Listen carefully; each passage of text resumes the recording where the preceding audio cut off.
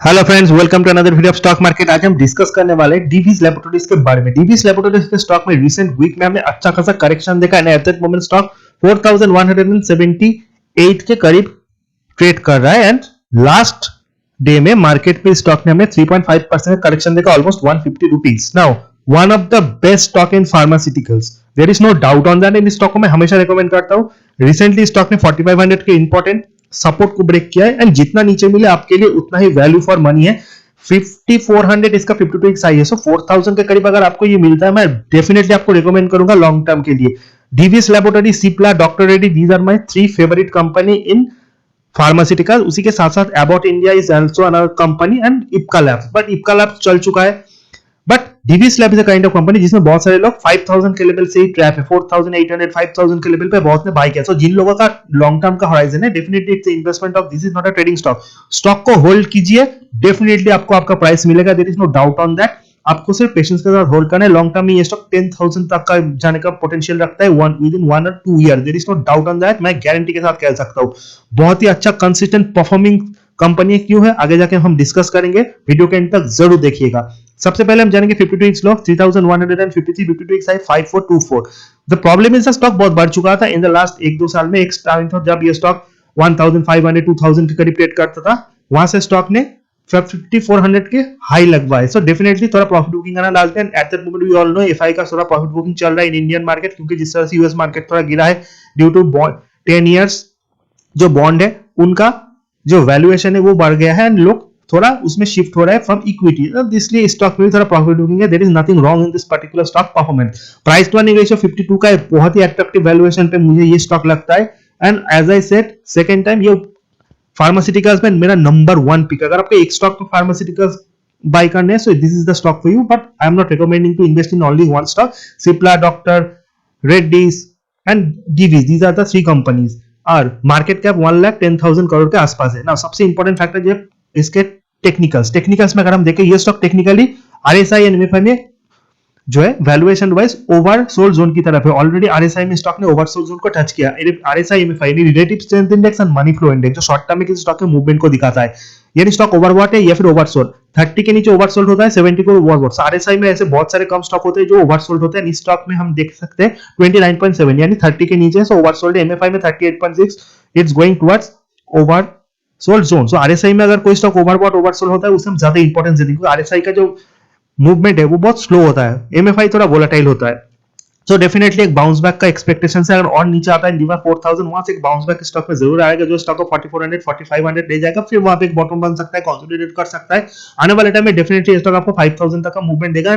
इसी ईयर में अगर ये 5000 क्रॉस कर जाए तो इसमें भी कोई दो राय नहीं है। सो डेफिनेटली स्टॉक में फॉर इन्वेस्टमेंट पर्पस आप इन्वेस्ट कर सकते हो। 1 वीक का रिटर्न ऑलमोस्ट 10% है। 4668 का हाई, 4137 का लो। अगर हम 1 मंथ का हाई देखें 4700, वहां से स्टॉक इतना नीचे गिर गया है, यानी अगर 550 पॉइंट ये स्टॉक गिर गया है तो डेफिनेटली इसमें हम अच्छा बाउंस बैक भी एक्सपेक्ट कर सकते हैं। 3 मंथ का लो भी यही है, हाई है 5285। तो 3 मंथ में स्टॉक ने जो रिटर्न दिया है वो 1000 रुपीज का नेगेटिव रिटर्न दिया है। सो डेफिनेटली अगर इसको हम कन्वर्ट करें इन परसेंटेज, सो 20% नीचे है फ्रॉम इट्स 3 मंथ्स हाई। तो डेफिनेटली जिन लोगों ने रिसेंटली बाय किया वो थोड़ा पैनिक में, पर डेफिनेटली डोंट गेट वरीड, आपको इस स्टॉक का प्राइस जरूर मिलेगा। So definitely as I said, stock ने कुछ इंपॉर्टेंट रेजिस्टेंस को भी ब्रेक किया, जिस कारण थोड़ा सेल ऑफ हमने ज्यादा देखा। अगर स्टॉक का हम 100 to 200 simple expression moving average देखें, 4600 वाज द इंपॉर्टेंट लेवल। 4600 के नीचे 4500 वाज द साइकोलॉजिकल सपोर्ट। सो इन दोनों सपोर्ट को स्टॉक ने ब्रेक किया। 100 day expression moving average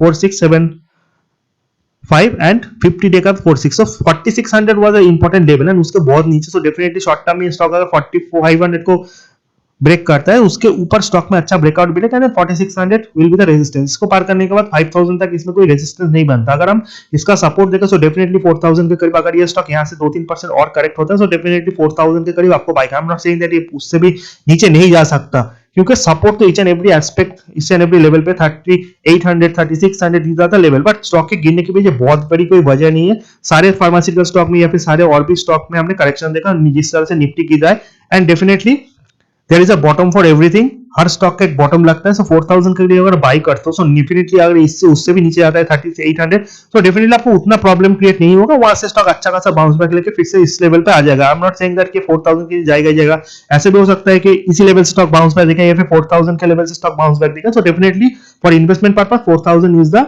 level for you, जहां पे आप इस स्टॉक में 50 रुपीज इन्वेस्ट कर सकते हो। अगर आपके पास 100 रुपीज है स्टॉक में इन्वेस्ट करने के लिए, तो 50 टू 60 रुपीज आप इन्वेस्ट कीजिए, थोड़ा रखिए। अगर बाई चांस स्टॉक और गिरता है तो डेफिनेटली नीचे की तरफ और इन्वेस्ट करके एवरेजिंग कर सकते हो, एंड डेफिनेटली लॉन्ग टर्म में ये स्टॉक आपको अच्छा प्रॉफिट जरूर देगा।